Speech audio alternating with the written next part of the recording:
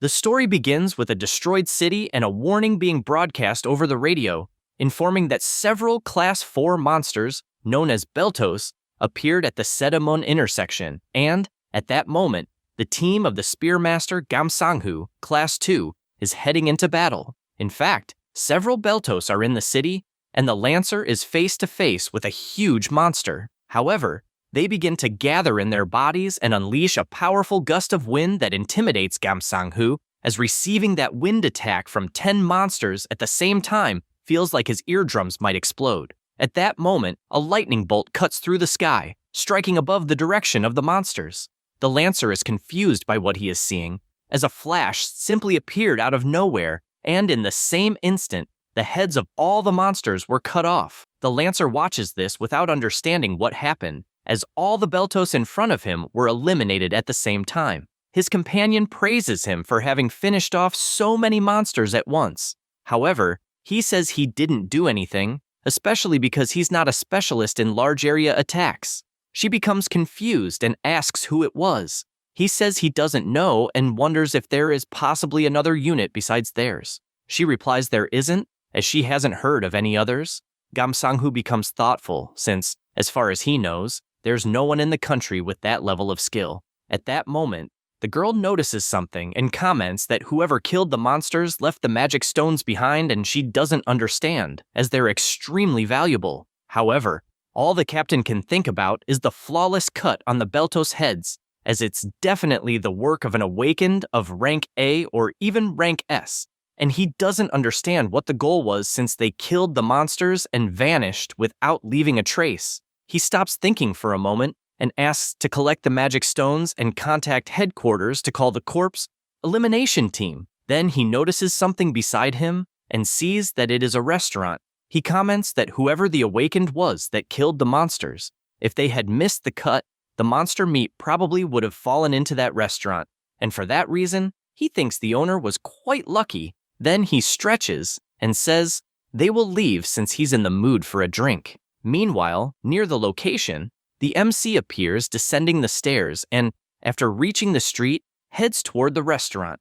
After entering, he turns on the stove and puts a pot to heat up. Then, he goes to the meat and places it on the table. He observes for a moment and wonders if he might have cut too much Belto meat. Then he imagines that the corpses of those monsters must have already been collected, and for that reason, thinks it's interesting to make some jerky. At that moment, someone knocks on the door calling for him. He receives the visitor, who says he is from the Awakened Association and wants to know if the person there is Chul Ho Kang. The MC replies that he is, and the man gets straight to the point, saying he wants to talk about the several Beltos that attacked the area earlier, and although he thinks it's good the monsters were quickly contained, he believes everyone in the region was a bit scared and, for that reason, says he is there to check if any damage was suffered. The MC says he understands, although he doesn't think it was a big deal, since the world has been like that for a while. He comments that it's true, even though the world has stabilized in recent times,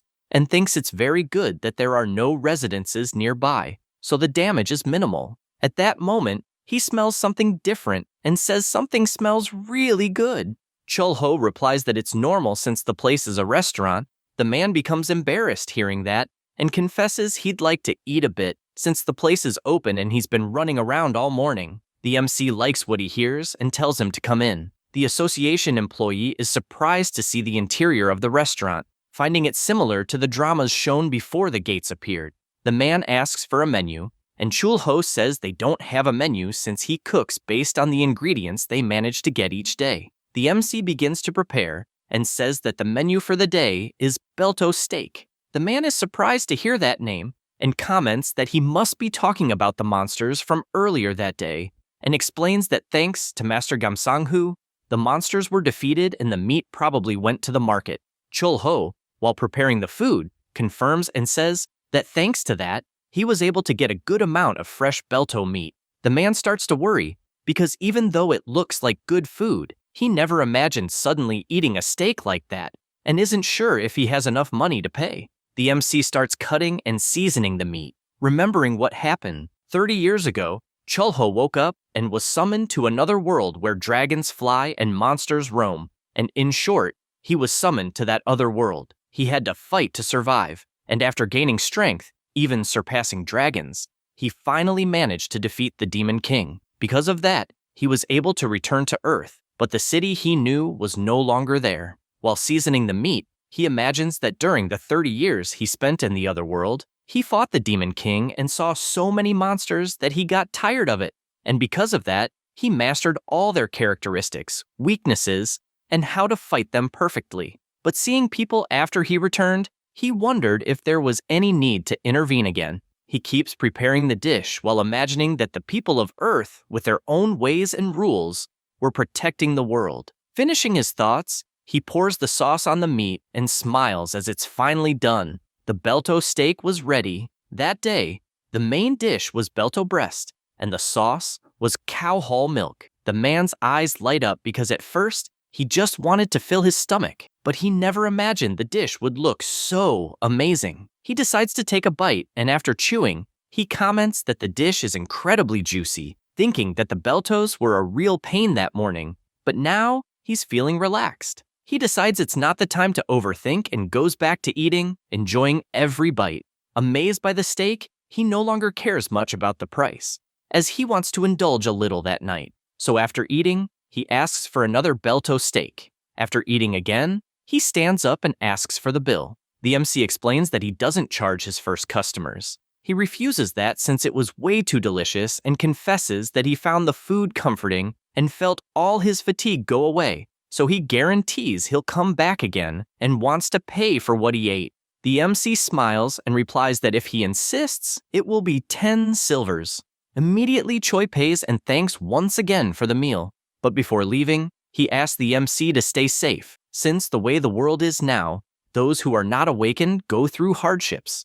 And for that reason, he asks him to evacuate next time monsters show up near the restaurant. He then hands over a card and says that even though cafes, bars, and markets have started to re-establish themselves, it's still dangerous.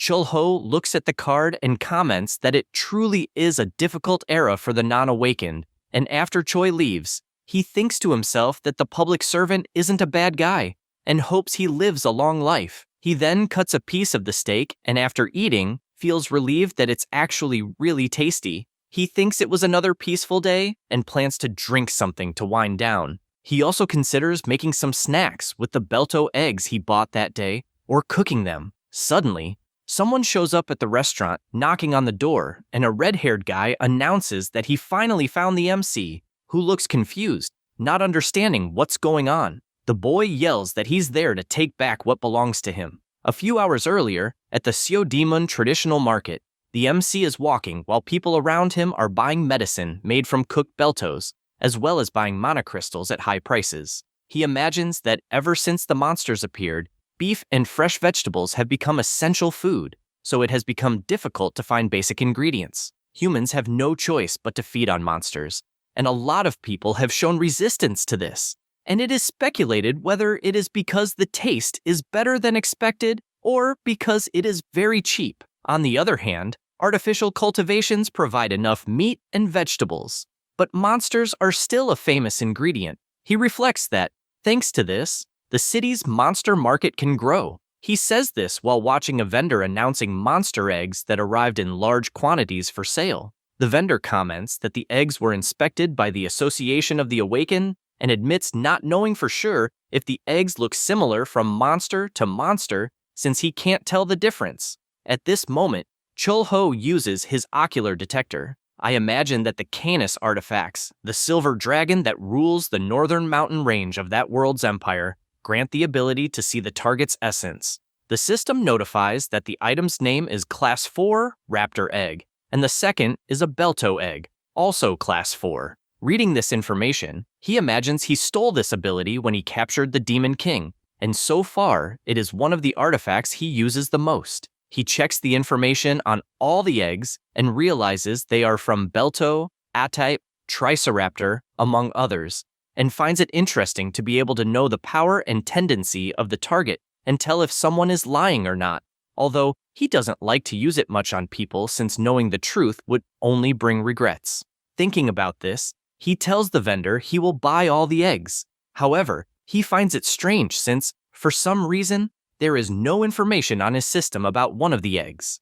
Curious, he tells the vendor he wants that specific egg. Upon arriving at his restaurant, he breaks one of the eggs and starts imagining that eating was a waste of time when he was on the battlefield, and just thinking that a delicious meal was a luxury, and over time, only delicious things remained. He thinks about this and finishes preparing the Belto scrambled eggs. Then he recalls that food and smells are a good way to remember a place, and that he used to eat food with his comrades on the battlefield. He then starts eating, finding the egg thick, but well combined with cow hull milk since it is tasty, and he also likes the soft texture a lot. He continues eating and, looking up, imagines that if he closes his eyes, he will remember the old times and the faces he misses. Even starting to recall some he can no longer see, he wonders if he is becoming an old man until he looks to the side, remembering the egg whose information he couldn't see with his ocular detector. He imagines that, as far as he knows, a dragon artifact is naturally formed when a dragon is born, receiving its power, and that is why it exerts a powerful force on other beings, but cannot be used on its own species. Chulho puts his hand on the egg and wonders if it is a dragon egg, since he did not know that one day he would get a dragon egg on the market, and is also curious to know what it tastes like and what kind of food he could make. At that moment, the redhead arrived and, looking around, asks if this is a restaurant until he shouts that he is looking for his merchandise and, without thinking twice, points to the egg. Immediately, the MC activates his ability and imagines that he is also unable to see any information about the person in front of him, and, since he is looking for the egg, he asks if he is a dragon by any chance. This question scares the guy. Chulho thinks again that it is surprising that dragons also exist in that world, although he had his suspicions. At that moment, the redhead starts to catch fire and, irritated, shouts wanting to know how he knows his identity. Then once again, he orders him to answer his question. The MC responds that he has no intention to fight and reveals that he has an artifact called Ocular Detector, and that dragon information is the only one he cannot see, which is his case. He gets furious upon hearing this and questions why the dragon artifact is in his hands. Chulho finds it interesting that his visitor knows the ocular detector, as that will make everything easier, but the dragon soon points out that the MC is not a normal restaurant owner. Besides not understanding how he can stay so calm in front of a dragon, Chulho asks to grab the dragon since he is happy the owner showed up to pick him up, also ordering him to clean everything before leaving since it keeps catching fire. However, the redhead does not like the way the human is talking to him until he looks up and notices a knife made from blue dragon scale and asks if it is a weapon by any chance. The MC replies that it is actually a knife, but can also be used as a weapon, although he usually only uses it in the kitchen. Khan also smells the cutting board and concludes it is made from dragon bone, which irritates him even more because the value of dragon bones, including scales and meat, is very high, yet he sees a human using it as a kitchen utensil and cannot believe someone killed a dragon for that purpose. So he warns he will not forgive. Because of this, he starts emitting even more energy, creating a powerful ball of power, and shouts that the insect in front of him must die. Chulho takes a deep breath and asks if it is really that hard to clean up the whole mess. The dragon ignores him and unleashes his power. The MC uses his power to pull a pot and laments that dragons are so annoying, then, with a single move, completely dissipates the power, leaving the dragon confused about how that is possible. Then he advances and hits the cheek of the fire-haired one squarely, since he needs to teach him a lesson. Khan enters a sort of dream as he recognized the MC's voice. At that time, Chulho was warning that he would capture the Demon King, and so he wants to get straight to the point, asking to hand over the artifact since no one is using it, and warns that if he does not cooperate, he will hit and steal it. The colossal dragon in front of him laughs because he is seeing a human talking nonsense, so he gets closer and closer. However, the baby dragon stretches his paw and thinks he cannot do that since he saw it 30 years ago, so he recognizes him and knows his father will get a beating. At that moment, the MC notices there is a child there and warns that he should not be watching. Only then does Khan awaken again and return to reality. The MC asks if he is awake since they need to talk because he wants to discuss the cleaning of that restaurant, and after it is done, he will let him take his things to leave. But before that, he warns that he really does not like dragons for personal reasons, and, therefore, if he does not obey, he will have to resort to violence. Hearing this makes the dragon completely terrified, so he immediately goes to clean up the mess he himself caused. Chul-ho takes advantage of the moment to ask if he might not be a native since he knows the ocular detector. He replies that he was born on the continent Espan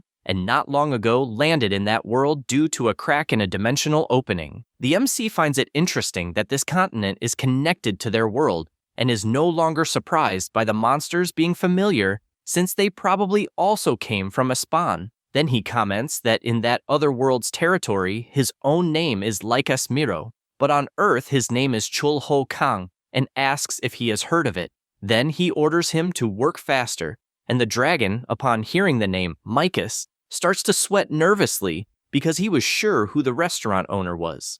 After that, the MC notices the cleaning was very good and lets him take his things back. Khan decides to ask why he did not return his father's artifact after he eliminated the Demon King. He is confused by the question and asks who the hell his father is. The redhead replies that it is Rex Ekmund. He is surprised to learn this, although not shocked since the auras are somewhat similar, and thus he deduces it is the baby dragon who was there that day. Then he sees the boy trembling and tells him to come closer, warning that he will not hit him since he stopped hitting dragons more than 30 years ago. Khan does not believe that since he got hit with a pan in the face moments earlier, so he asks him not to lie, because although he does not know about human age, he is sure the MC has not aged at all. He asks how old the dragon is, and the boy replies that as far as he remembers, he is a little over 50. Chul-ho thinks the dragon's age is cool and says he himself is 60. The redhead is surprised, wanting to know if by any chance he is an elf and lives hundreds of years like them. The MC asks why and if he is that beautiful, then warns that the punishment was the remedy for disobedient dragons at that time. The boy is scared until the MC starts laughing and says it's funny to see a dragon walking on eggshells because of a human.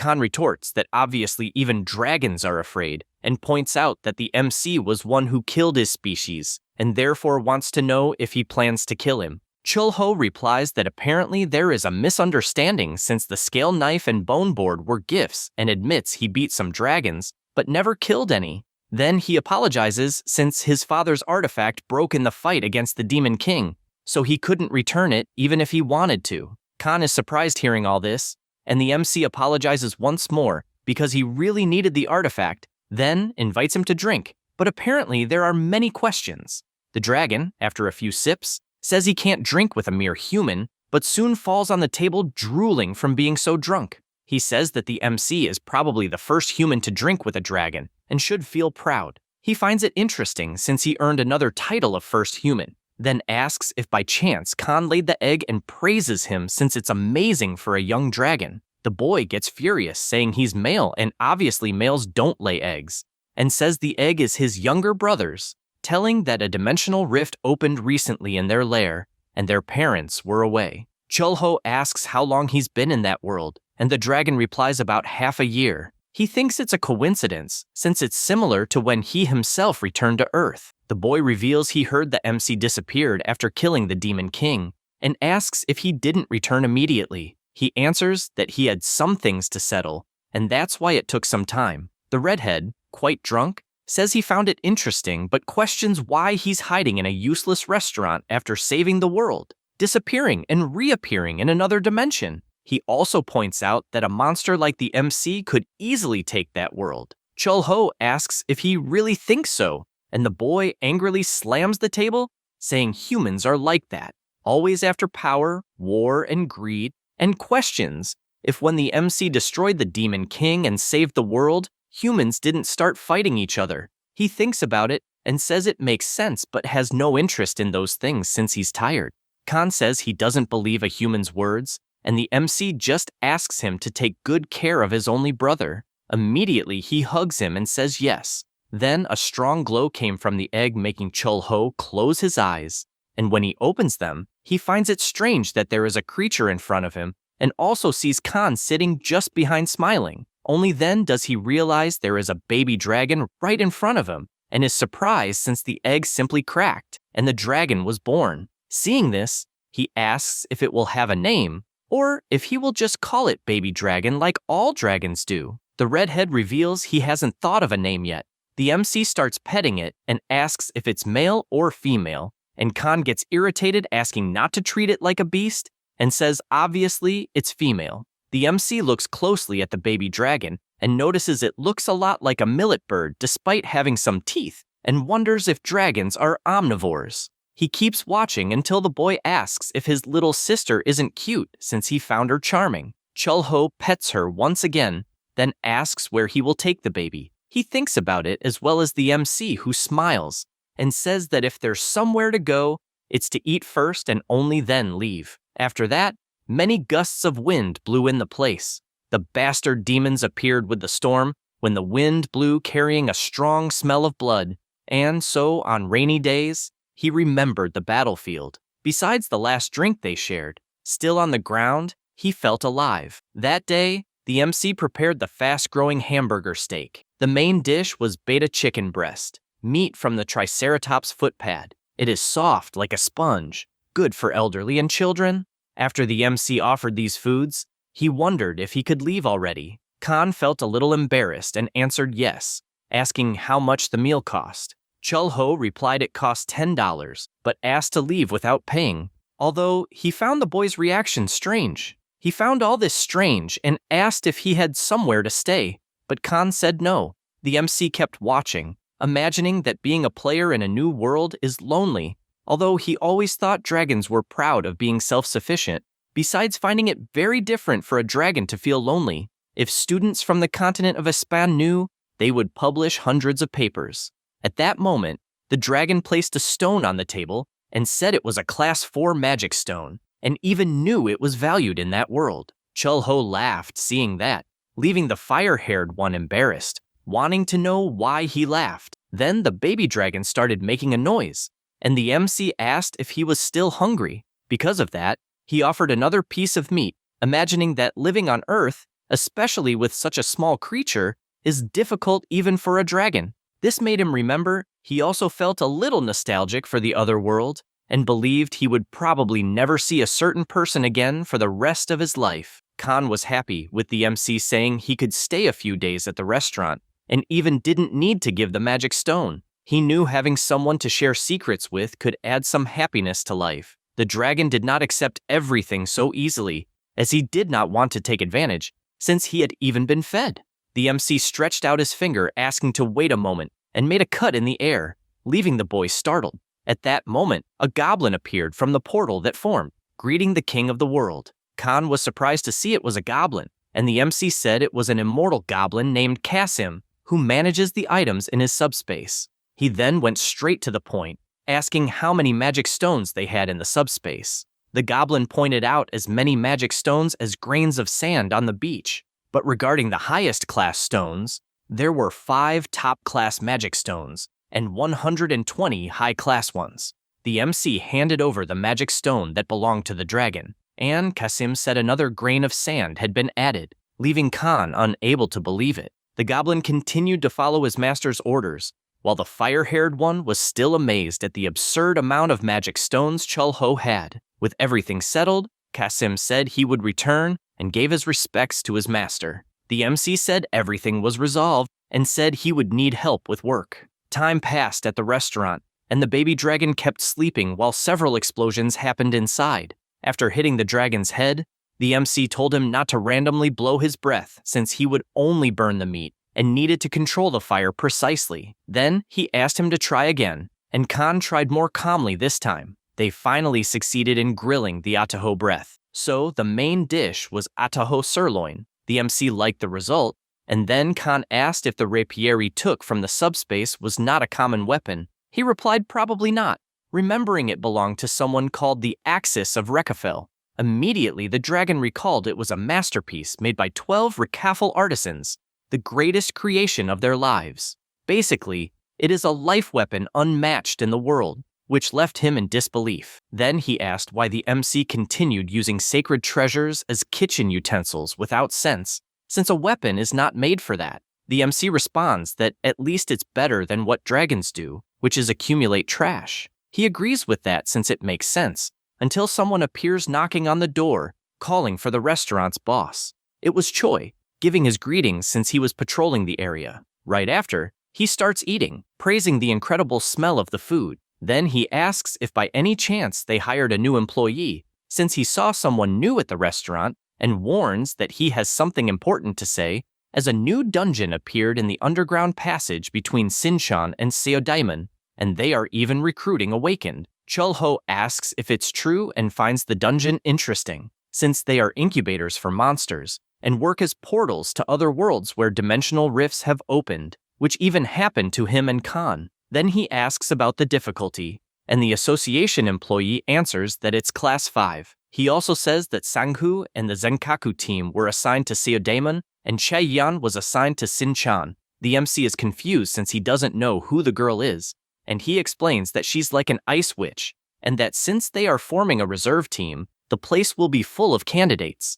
And even though many are awakened, only the best are chosen. He explains that it's something like a job site and feels lucky to be a non-awakened with a stable job. Only then does he realize time passed quickly, and thanks for the meal as he found it delicious. Khan finds it amazing that his grilled dish is being well received, and Chulho agrees and even thinks he needs to buy more ataho meat to prepare. He then goes to the market and asks for 10 kilos. At that moment, someone shouts for attention, saying those who want to participate in the raid should form a single line. He recognizes the person as familiar until he looks closer and concludes it's the spear mage named Sanghu, an awakened of Class 2. And he didn't know the raid recruitment was happening in that area. He knows that nowadays dungeon raids are called raid parties, and it's similar to the old game system. Since he used to play a lot back in the day, it helped him understand things faster. Also, the world is practically turning into a fantasy RPG, so it's natural that game terms are used. It's not the only similarity, citing tanks and healers treated as nobles and DPS appearing excessively, and he believes that because of the variety of styles, many people awakened as DPS. He barely says this when he hears a guy asking if there's a spot for DPS but is rejected since they need healers at the moment. He remembers Choi saying most awakened have families to care for, and he resumes walking, thinking Choi is a good guy and hopes he takes better care of himself. The awakened who couldn't be recruited walks away and opens his wallet, seeing he has no money, which leaves him completely down. The MC arrives at his restaurant and sees the kitchen is completely clean, but Khan isn't there. He then looks to the side and sees a man arrived at the restaurant. He sits and asks if by chance they have ramen, apologizing in case they don't. The MC says it's no problem and finds it strange since ramen is a cheap meal and hasn't changed in the last 30 years. But the price went up and the taste changed a bit since they use something besides wheat. The man asks how much a portion costs, and the MC replies $2. The customer is surprised it's so cheap and asks if he can order 5 portions. The MC thinks it's a lot since he doesn't know if he'll eat it all, but the man says he definitely will. Chulho starts to find it strange and decides to use his ocular detector on the guy. His alignment is good, and his class is Food God. The class proficiency is the lowest,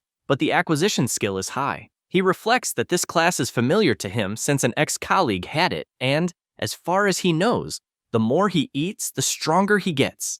Besides the quality of the food affecting the result, basically, eating high-level monster meat brings significant gains. However, it is quite weak at first since he is always hungry until reaching a certain level. He knows that when he masters the class, things get better, and concludes that the man is still at the beginning. He grabs the ramen package and announces that it is ready. The dish is extra-large ramen with grilled ataho meat topping. The man, confused, picks up the piece of meat with chopsticks and asks what it is. Chulho tells him not to worry since it is on the house. He says this thinking that good people always have hard lives, and knows very well that in times of chaos, the good are the first to fall, and believes that if the guy's alignment were not good, Botu would probably have ignored him even with that ability, and he believes that because he has a high acquisition, that food will have a good effect. Seeing the man still not understanding why he received that extra food, the MC explains that in that restaurant, they take good care of first-time customers so they come back.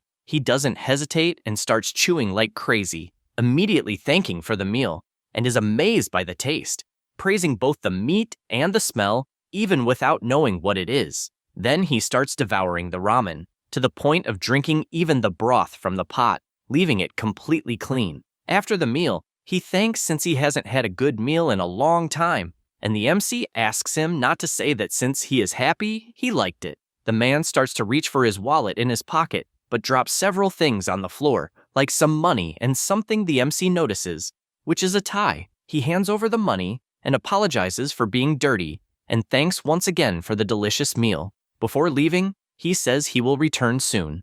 Khan appears since he hadn't noticed his boss had returned, and all the MC thinks about is the man's dirty clothes. But the tie was new, and he wonders if maybe he was trying to impress someone until he remembers that the man was leading a hard life in those chaotic times. And not long after, he heard again, since that same man was standing in front of the portal, and that was when the gates exploded. The movement becomes increasingly intense in front of the portal, and the guards keep asking everyone not to invade the barricade. Manhwa asks if there is anything he can do since he is an awakened. The guard asks what his classification is, and he just replies that it is something related to food, and that he has no special abilities despite having good strength. The swordsman makes it clear that the dungeon is no place for a mediocre awakened, especially since his own team returned injured, showing how intense the gate is. He looks ahead at a healer and realizes it is his daughter Majin. He runs and shouts for her, and when she approaches, he asks what she is doing in that dangerous place, since she should be at school. She replies that there are many injured people there, so the school sent some awakened students to help, and she retorts by asking what he is doing there, telling him to leave as quickly as possible. He says he is just worried, but she gets angry, saying he doesn't have to worry because, as he said himself, his only skill is being good at eating. She also accuses him of eating at work all day and not even coming home,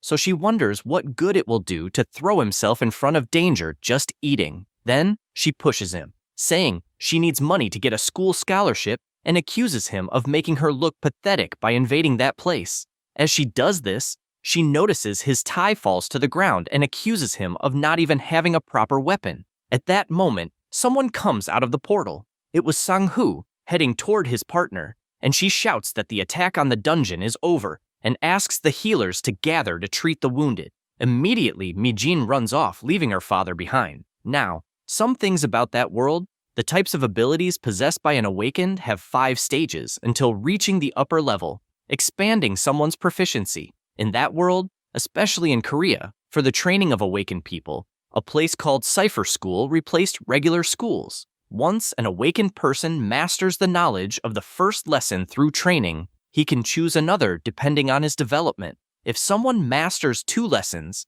he is placed in class 1 or higher by the Awakened Association. So if someone awakens with a useless skill or has a low level of development talent, it is natural for them to find peace doing something that suits them better. The MC, in his final battle, mastered his 6th lesson. He imagines that after that, he saw nothing else that could get him a higher class, so he believes that is the limit.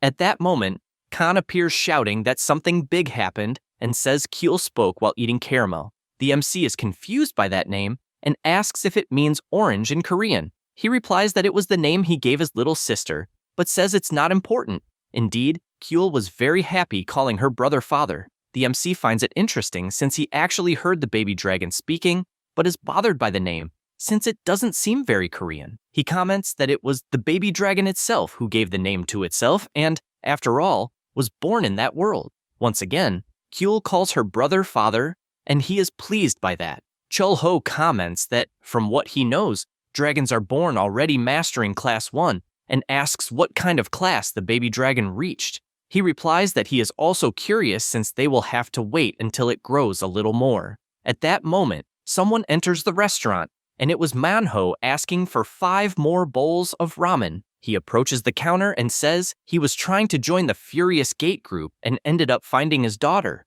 He said that if he helped treat the wounded, he would get a school scholarship, but he doesn't like it at all since the place is dangerous. And he confessed he was sad because he couldn't help her at all, and was even asked to leave since he is just one of those near level 7, something a little above a mere civilian. He explains that, On the other hand, his daughter awakened with the ability of a healer, and, for that reason, since she was young, she was recognized as a third-class awakener, besides being an exemplary student, and he believes she will be well treated by the Awakener Association. Manhwa says he went to a store since there would be an important class for his daughter and found a tie, although it was quite expensive, but it was necessary to attend the school elegantly. He concludes that it's probably better not to go to the observation class, since what's the point of being a good father if he can't even support his daughter to graduate properly? Speaking of which, it brings him down to the point of calling himself shit, since even in that situation, he is still feeling hungry and, on top of that, calls himself useless because his ability is related to food and he's always eating, and for that reason, he can't find a suitable place. At that moment, MC goes to Khan and asks if he's okay. Chubby Firehair asks if he's crazy since he's talking like a predator waiting for his prey to get fat. He says it's just a joke but notices something strange. Khan says it's just the baby dragon shedding skin and finds it strange the way MC is staring and gets furious, as he wanted to keep it as a memento but is being ignored. After that, the extra-large shortcut ramen is ready, and Manhwa warns that it will be the last time, but Chul-ho tells him not to worry, saying they have plenty of meat left and should just enjoy it. The man starts eating, and MC just watches until finally he finishes the pot, leaves the money on the table, and thanks for the meal, also apologizing for having to listen to that outburst. He tells him not to worry or thank him. Then he thinks a little and calls Johan's attention, saying life really is full of difficulties, but it's always nice when at least one thing is easy. Then he says that for those who live working hard every day, good things still happen from time to time, and asks him to do his best to survive the next day and that he'll be waiting at the restaurant.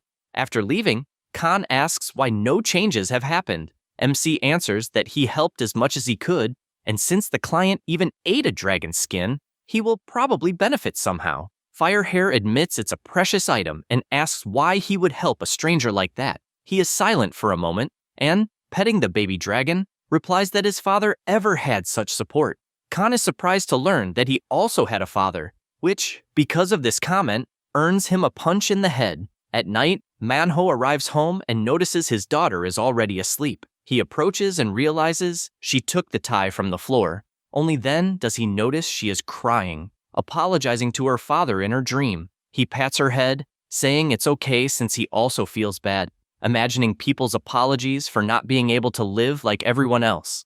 Besides being a father who embarrasses her in front of friends, and also for not being able to give a comfortable life, but he assures he will always love her. The next day, Manhwa appears running for the last spot at the portal, and the recruiter asks him to please show the Awakener registration card. After checking, the man questions if he's the same person from last time and asks his name. Manhwa introduces himself, and the recruiter immediately recognizes him and warns it will be a problem if something goes wrong and asks him to do his best next time. He says he will pay attention to that. Then the recruiter shouts that recruitment is complete and tells everyone to leave. Meanwhile, MC is walking until he reaches the street and notices something as he sees a bus passing that catches his attention, and there is a big portal closing at the location. Sang-hoo, seeing that, thinks the situation sucks since the portal just closed. At that moment, Mijin appears running and keeps shouting for her father while looking at the portal.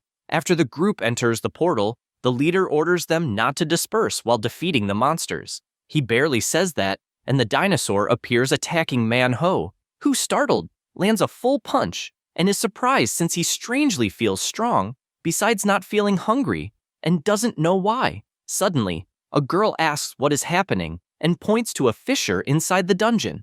Everyone feels a strong tremor, and a colossal dinosaur appears before them, leaving Manhwa surprised since that is a hidden boss. The girl tells everyone to run, and they start fleeing while Manhwa tries to process what is happening, and if the monster in front of him is the Tigrex. He prepares to run, but something catches his attention.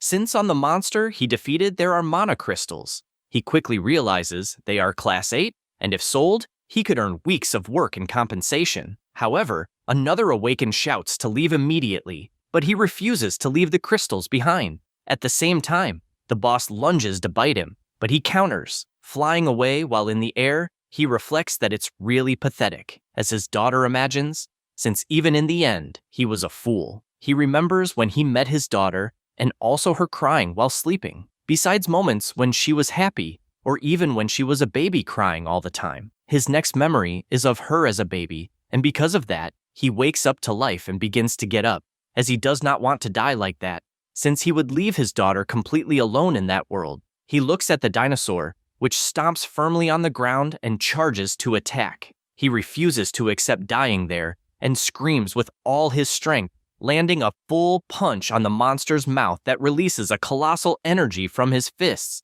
leaving even the mustached man surprised, since he doesn't know if the effect is due to leveling up. Manhwa is surprised to see that aura overflowing and wonders if he paralyzed the hidden boss, also noticing that his fist is not hurting and he is not feeling hungry. The monster attacks again, but he grabs the fangs with both hands and keeps pushing, and even being dragged back, he warns he will keep holding as long as he can. Suddenly, Sang-hoo appears and asks why people haven't left yet since the hidden boss is there. People point ahead, saying a man is blocking a Class 2 Tigrex alone. The two generals are surprised to see this since it's admirable, and they think they should get the man's card for future business.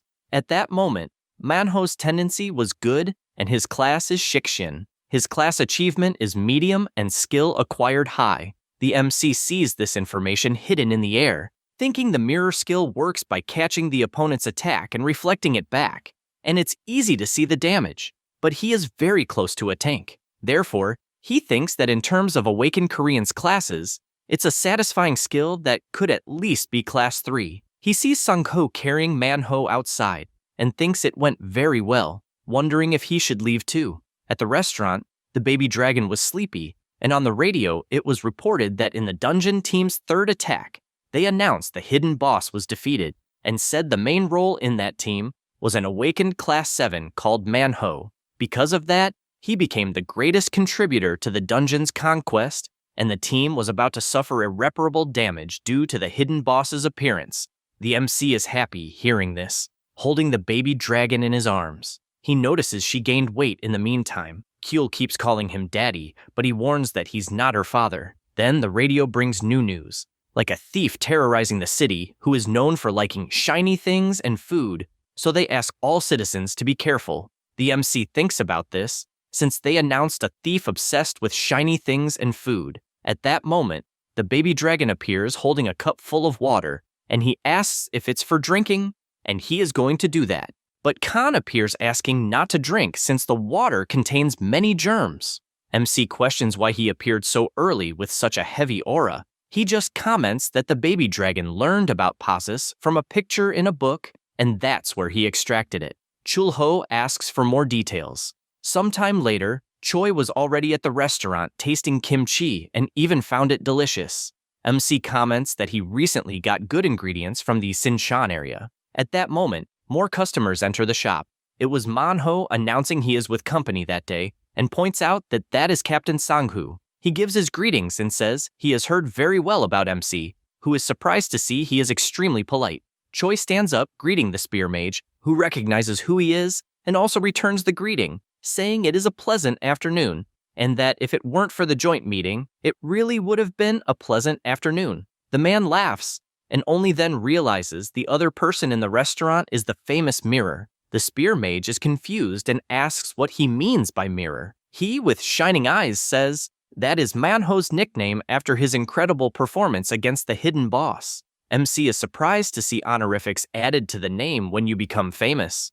Chulho says it was all thanks to MC, who says it has nothing to do with him and was just waiting to return to the restaurant. Asks if it is to prepare another ramen. He says, yes, since it was delicious the other times. Sang-hoo confesses he also felt like eating ramen, and so will want the same dish. After the food arrives at the table, Manhwa eats everything at once, leaving the spear mage startled, thinking his friend is amazing for being able to eat so much at once, and he just laughs, feeling embarrassed. Sang-hoo politely asks to go ahead, reminding Manhwa he needs to pick up his daughter at school. MC hears the two getting along very well and feels happy since the relationship does not seem so bad. However, he notices the environment becomes very quiet, and when he looks back, he sees the spear mage dozing off. In his dreams, he was shouting, calling another guy an idiot because, by stupidity, he decided to mess with a sacred creature.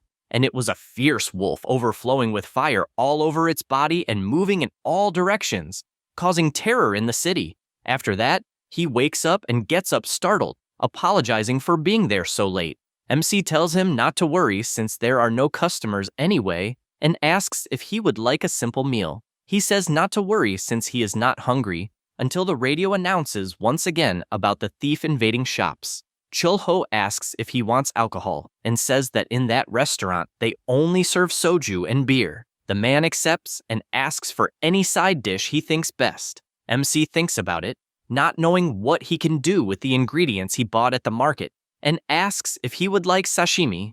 The spear mage thinks about this option, and Chulho says it is very fresh. He puts the fish on top of the shed and imagines that species has been seen for 30 years but are hard to find. He imagines the name of that is German fish, and a fully grown adult easily reaches 3 meters, so that one is a baby. He begins cutting with his extremely sharp knife, and while slicing, he thinks that in the past he did not prefer sashimi because it had a poor cost benefit. After a while, the German fish sashimis are finally ready, and Sangho is delighted, confessing it has been a long time since he last ate sashimi. He brings the food to his mouth and is surprised by how smooth it is, besides being refreshing with a taste like noodles. Immediately, he drinks soju to accompany the food and feels happy with how tasty it was. He comments that he is finally off work after a whole week and says the urgent problem was solved and therefore he got about 2 days off. After all, there were many days of fighting monsters, and basically every day was a relentless battle, besides being psychologically exhausting since the monsters never ended crossing the dimensional portals. He looks to the side talking about his spear and says it is a weapon given to awakened of Class 2 or those who graduate from Cipher School. It is a weapon made from a mineral called adamant and is incredibly good at absorbing mana. He feels strong pride in it since he can save the world with his skills and fears nothing when he is with his weapon. He says that when he faced the real world, his pride vanished without a trace, and he still wondered if there was a god above the heavens. Then he stretches and says it has been 10 years since he was assigned to the elite squad, and MC reflects that he was also like that. He thought that the day a person realizes they are not a big deal, this applies not only to the awakened, but to anyone in any field. The MC serves the drink again and asks if by any chance Sanghu is not the guardian of the city, or at least one of the 5 guardians of all Korea, which is pretty amazing. The spear mage confesses that the future of many people depends on himself, so sometimes he thinks the burden is too heavy to carry. The MC asks if there is any particular memory he remembers, and he says yes, and tells a specific one about Gumiho. On that rainy day, he was running with his partner, wanting to know who was the idiot that disturbed the Gumiho's sleep. She answers it was a knight, and he gets annoyed since he does not understand why someone of Class 2 would do such a thing. They arrive at the place where the huge firewolf was, and its size was colossal.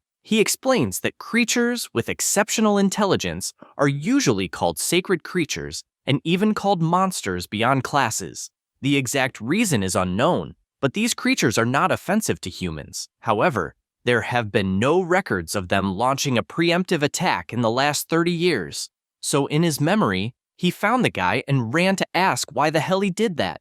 The knight turns and scares both of them, and once again, Gumiho appears. The camera calls to everyone. All they could do was ask to form a line since the creature is beyond classes. His order was for the loading team to move forward, and everyone advances toward the huge firewolf that without thinking twice begins to charge its energy and shoot huge fireballs that people could only watch frozen while everything caught fire. Sangho kept shouting not to look directly at the firetails since it causes hallucinations, but because of this distraction, he did not notice a fireball approaching. Immediately, his partner steps in front and activates her shield, protecting them from the attack. Then, she looks to the side and tries to create shields toward the monster. He positions himself once more and starts running, jumping between the shields to get as close as possible, and upon reaching the top, he aims his spear at the monster's mouth and looking fixedly into the wolf's eye, he notices the creature had tears coming from its eye, and this surprised him. but it was too late to think about anything since the attack hit the creature squarely, defeating it. Back to the present, he explains the monster's attack lasted all night, and when they finally managed to defeat it, they heard some screams amidst everything. It was the Gumiho's cub, and he couldn't believe seeing that. He explains that an eagle released by the night went hunting and hunted the fox's cub, and when the mother left the nest for a moment, that's when everything happened. He keeps drinking his drink and says it was probably a mistake, since the knight was a prodigy of cipher school, and stresses that they cannot make such mistakes under any circumstances. The MC asks if there really was a cub, and he says yes, and that unfortunately, they eliminated it. He also says that despite the process, everything ended that way, and there was nothing they could do. The MC said it was a good choice, and he laughs, agreeing. Then he stands up and apologizes for talking too much, although he thinks it's because he is drunk, and therefore asks for the bill, also requesting to pack the sashimi to go since he liked it. After leaving the restaurant, already at night, he starts walking and becomes thoughtful about these memories. He ran to the knight, questioning why he messed with a cub of a divine creature. He apologizes, but it is not enough since the spear mage points out that many people died, besides the chance of the city being destroyed. He continues thoughtful about this and just keeps walking. Meanwhile, Chulho reflects on the Gumiho, since it was a monster he saw during his time in the other world, and knows that unlike the monsters led by the king who invaded the continent, they were favorable to humans. In fact, there is a saying in the eastern continent that a man should bow 3 times before passing by a mountain guarded by a Gumiho. He thinks he hunted 2 of these monsters and regretted it both times. But unfortunately, these memories are never forgotten. Sang-hoo keeps walking and sees the delicious sashimi in his bag. He thinks he can't wait to eat until he is startled by 3 fireballs coming toward him. Actually, it was the Gumiho cub,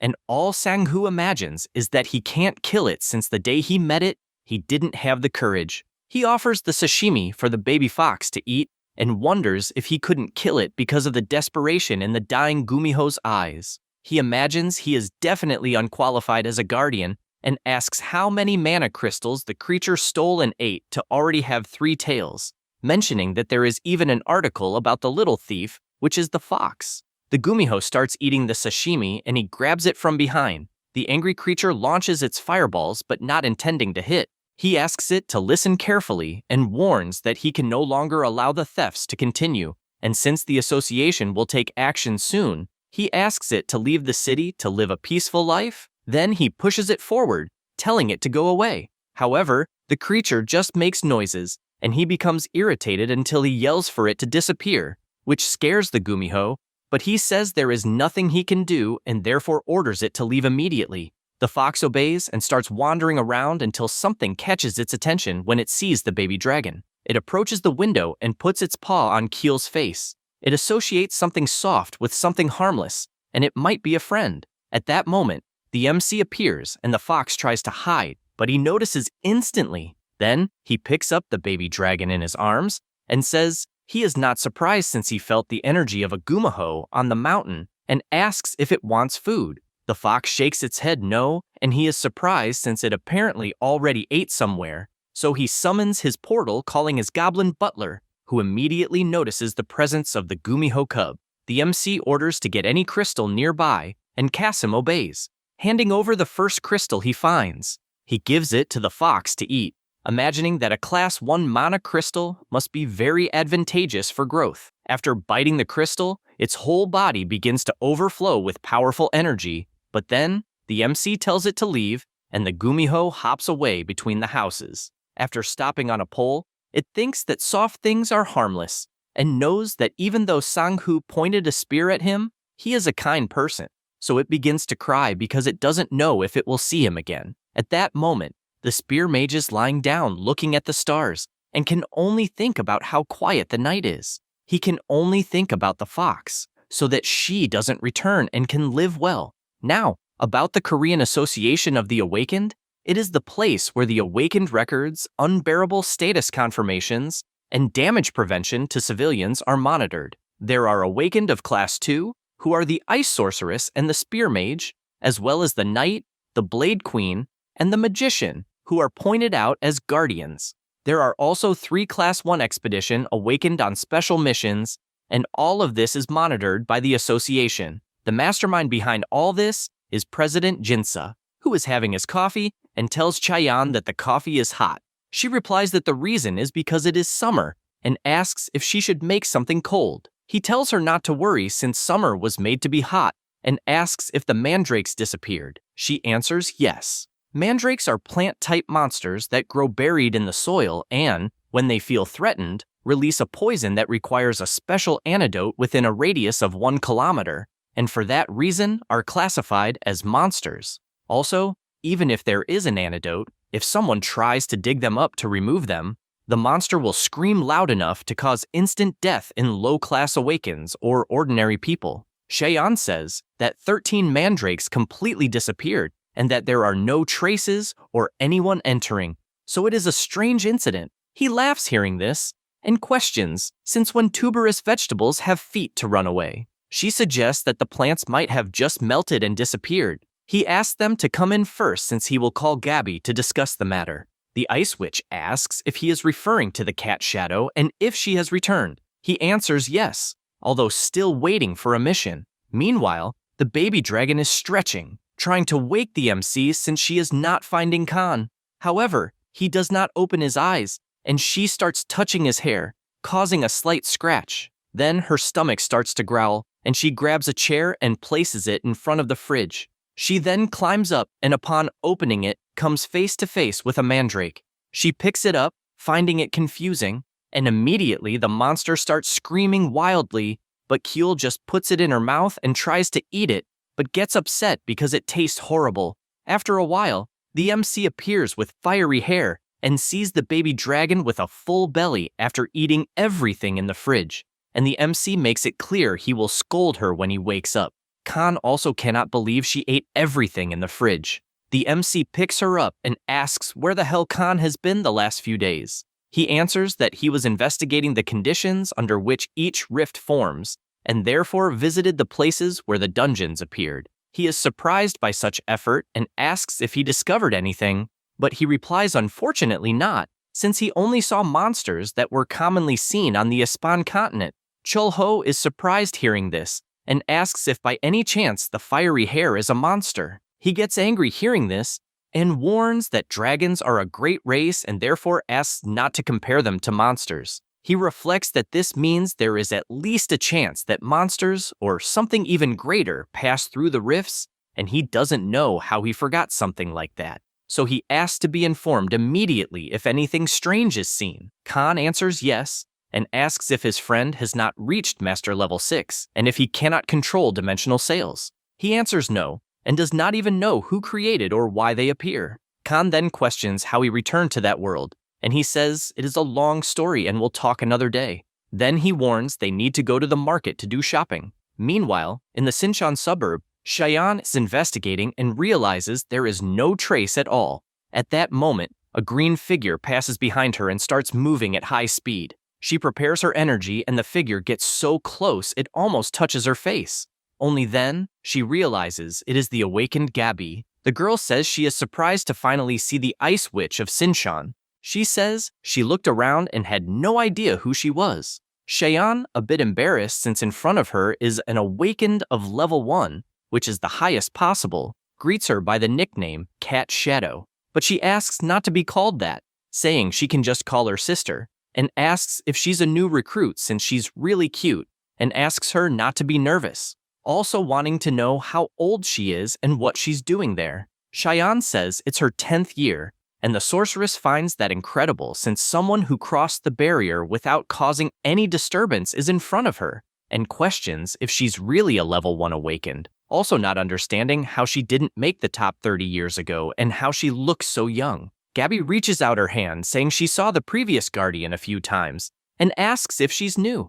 Chaeyon introduces herself and says, yes. The girl then asks what's going on, and she replies that there was an accident, that 13 mandrakes disappeared. Cat Shadow asks who broke the barrier, and the ice sorceress says it was a level 4 awakened from their team. She finds it strange, since crossing a level 4 barrier without leaving a trace would have to be someone at least level 3, and therefore recommends starting by tracking the mercenaries in the city center. Then she asks where the largest nearby group of mercenaries is. Cheyenne says they're at the mercenary temple in Seodaimon. Gabby asks to go there first, also saying she's hungry, so they need to stop to eat and only then go find the brat she used to fight with all the time and ask the guy to buy food for everyone. Sang-hoo feels that someone is talking about him at that moment. Meanwhile, Khan is covering his little sister with kisses, saying she's very cute and adorable. He can't stop admiring her and asks who the baby dragon takes after to be so cute. Then he realizes the MC is watching and, embarrassed, asks how long he's been in the room. He replies since the beginning and tells him not to worry, since he doesn't see anything wrong with a brother and his little sister. Then, he tells him to fill a bowl with water, and Firehair asks what he's holding in his hands. He says it's something called watermelon, and asks if he's never seen it on the Espen continent. Khan says it's the first time he's seen one, and asks if the red part is meat. He says no, and that at first he thought it was a fruit, but apparently it's classified as a vegetable. Then Khan picks up a chicken and asks what it's doing there. The MC says it's a chicken, but he says he already knows what a chicken is. This surprises the MC enough to ask if they existed on the Espan continent. Then he shows a mandrake, and Firehair, knowing what it is, asks where the hell he got one. He says he was out walking and picked it up from the ground, and starts to imagine that mandrakes absorb heat energy and help the body cool down. He also knows they have a coarse texture and sweet flavor, and that's why they go well with both hot and cold dishes.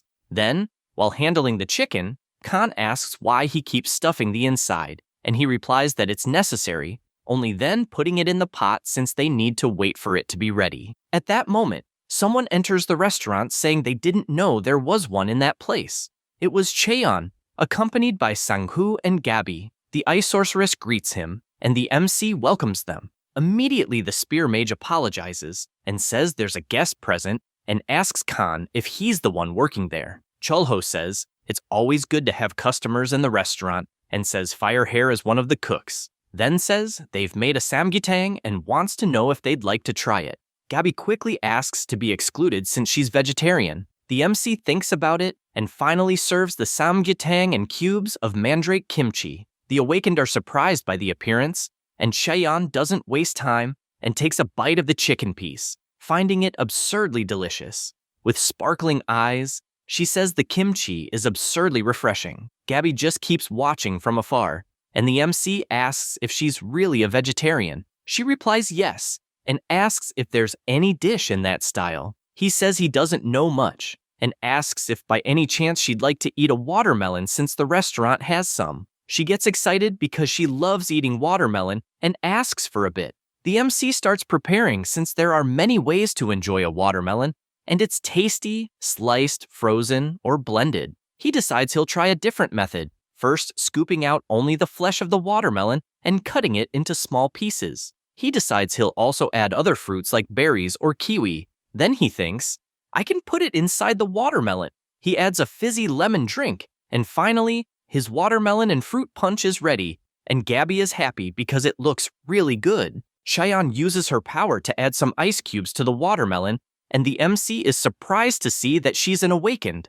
Sang-hoo says the girl is the ice sorceress who protects Sinchan. She says she doesn't like that title or any kind of nickname since she finds sorceress very strange. She also says that at school, there's something called a battle royale that happens every year, and she got caught in the opponent's trap, ended up completely exposing her final move, and tried to play it cool, but that seems to have been a big mistake, and that's why she's sulking, saying she messed everything up.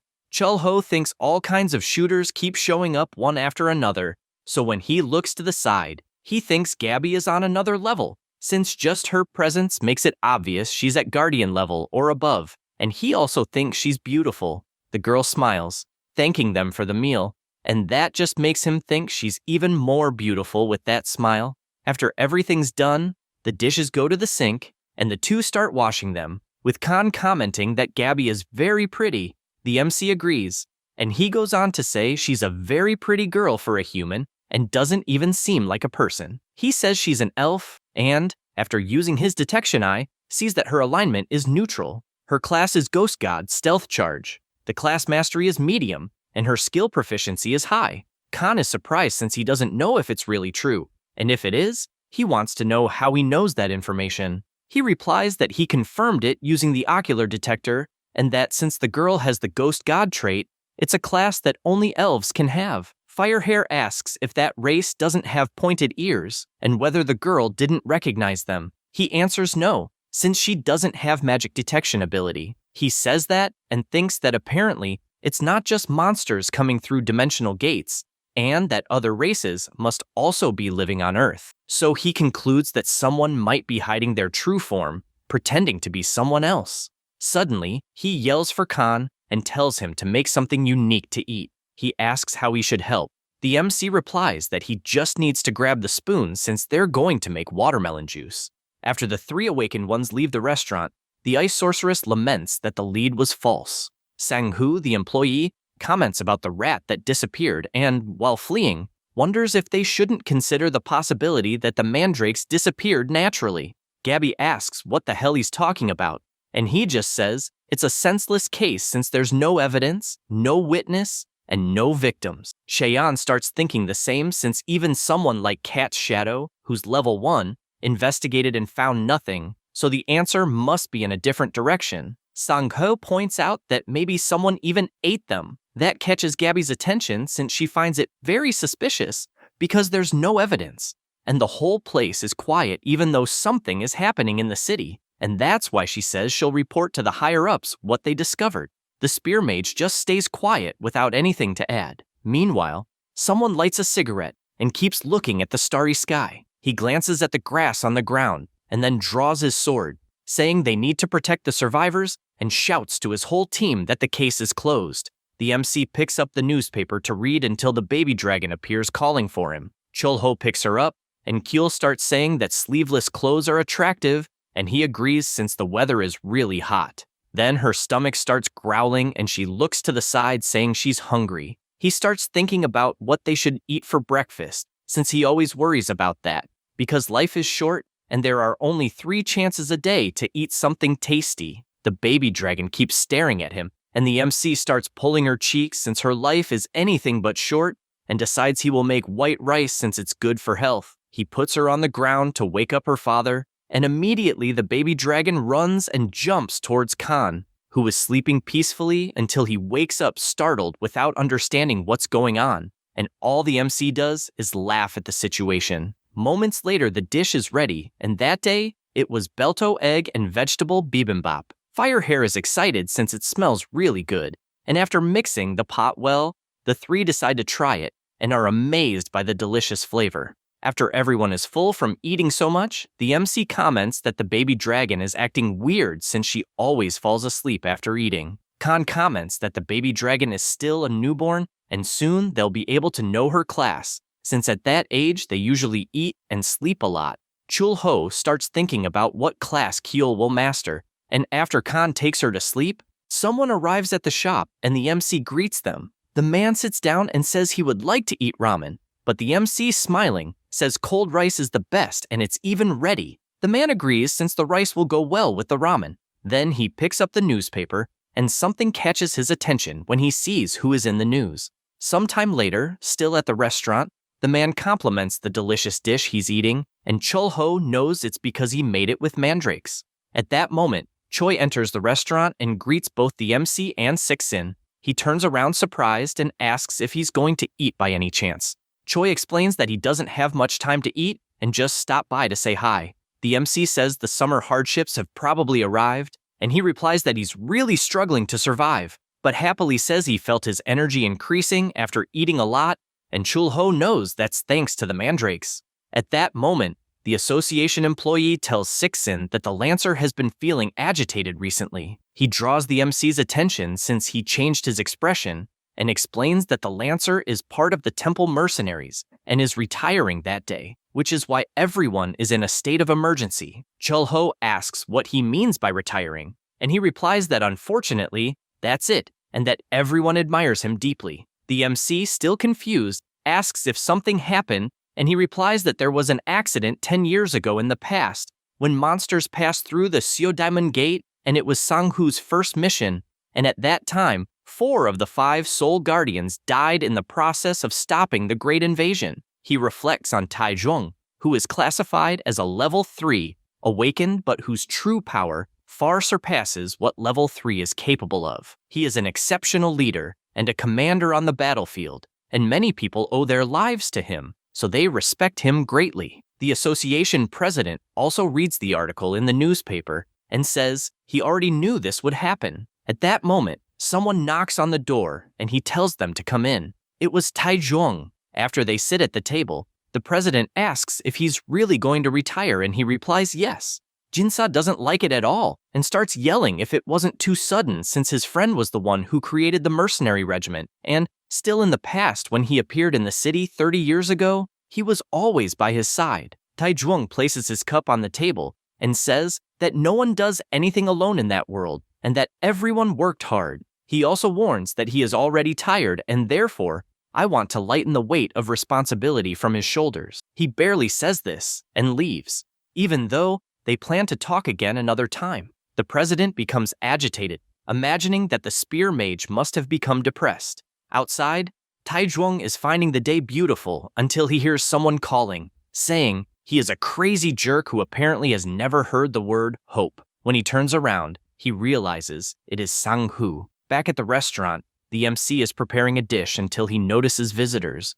It was Sang-Hu, accompanied by Taizhuang. The MC says that the dish of the day is homemade Korean meat. He watches and imagines that the retiree seems to be his age, and also notices that the title of Old General suits him perfectly. Taizhuang says he is not in a hurry, so the dishes can take as long as needed. Chul-ho likes to hear that.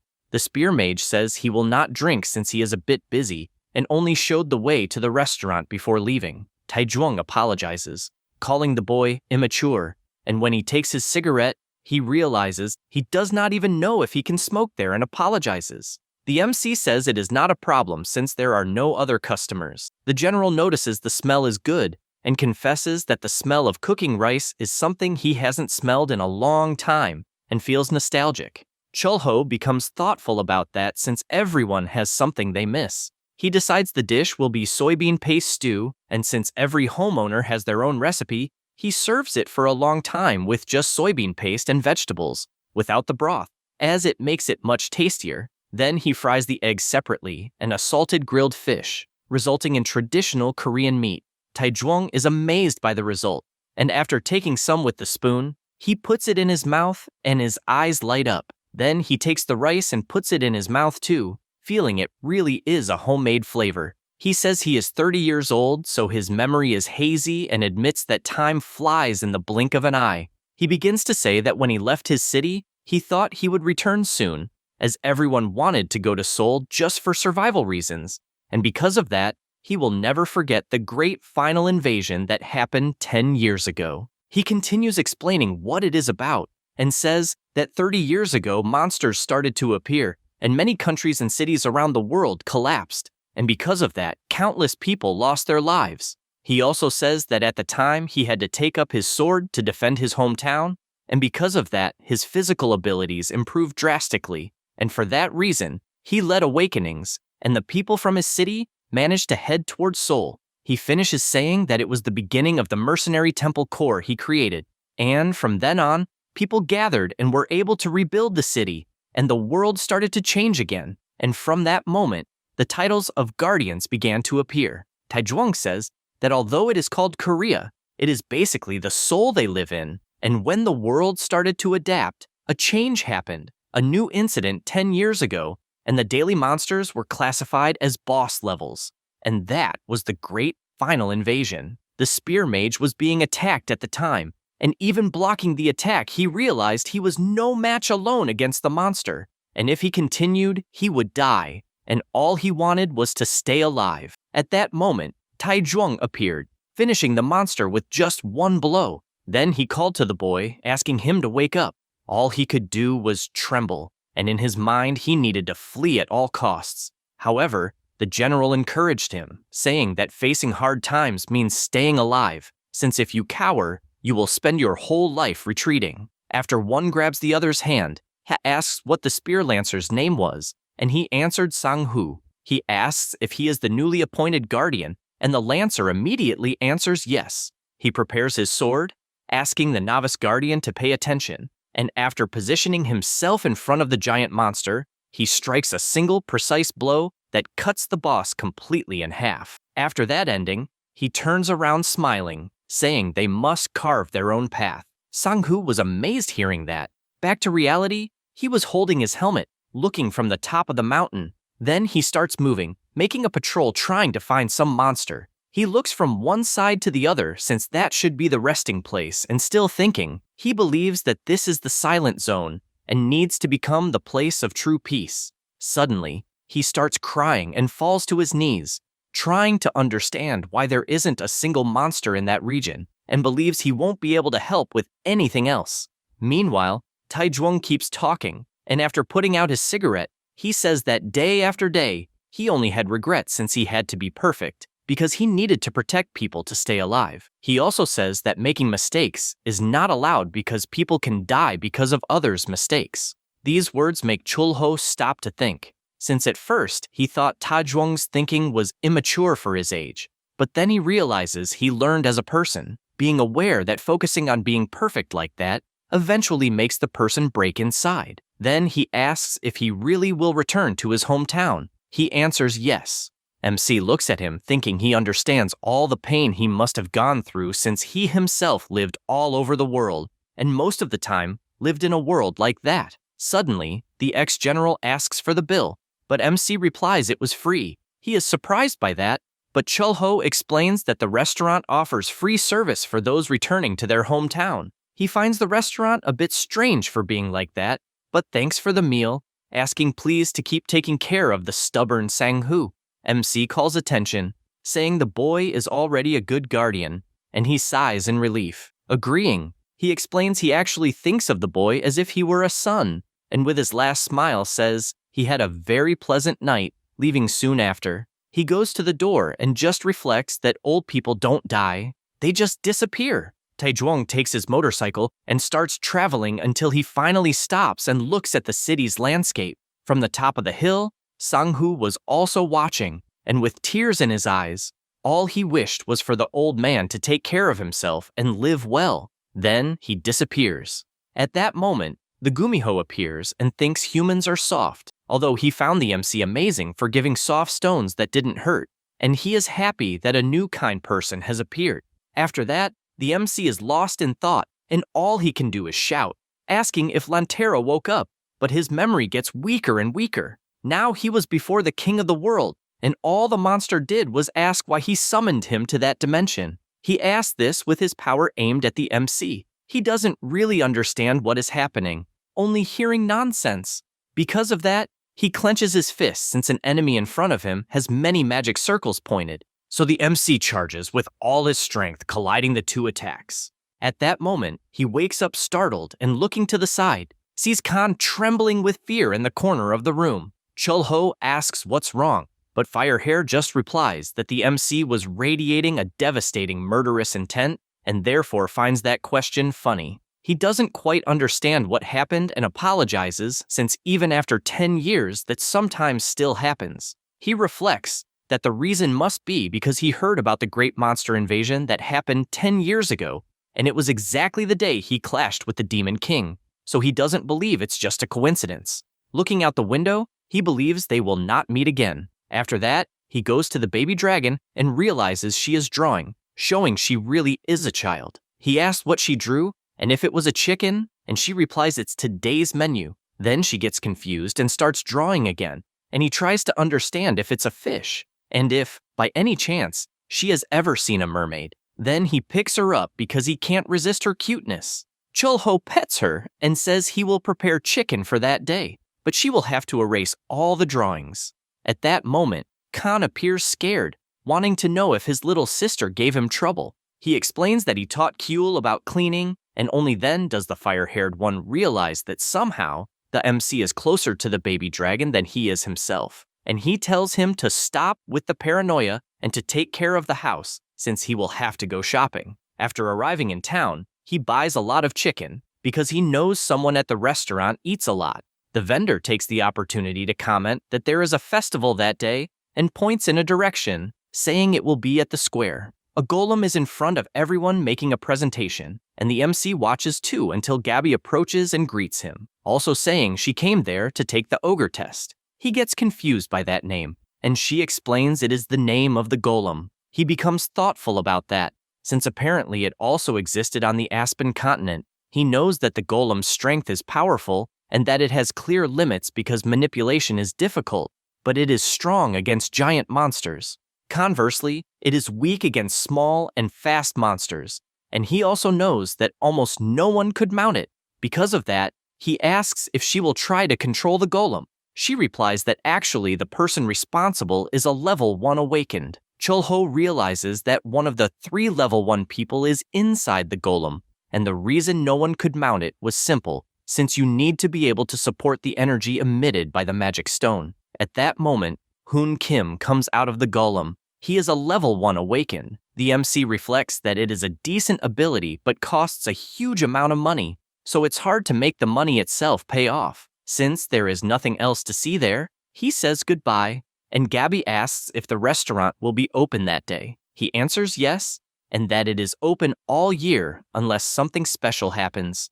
She says that's a relief, and also says she will visit him. The afternoon passes, and the MC returns to the restaurant until he notices a strange creature with the baby dragon. Because of that, he asks the fire-haired one if the spirit is his. Khan, happy, says that Kyul was declared spirit master, and that is her new class. Then he brags because his little sister became someone powerful. The baby dragon starts calling the spirit mother, but Khan asks her not to do that since he's not her mother and starts to worry, though he doesn't know what will happen next. Chulho laughs at the situation and thinks it's been a long time since he saw a spirit in non-combat mode because their power is high level and truly formidable. He knows that, initially, spirits are simple to summon from another dimension and are classified as low, medium, and high level. Also, in the demon realm where demons live, the spirit realm is on the Aspen continent and includes the dimension where the Earth is.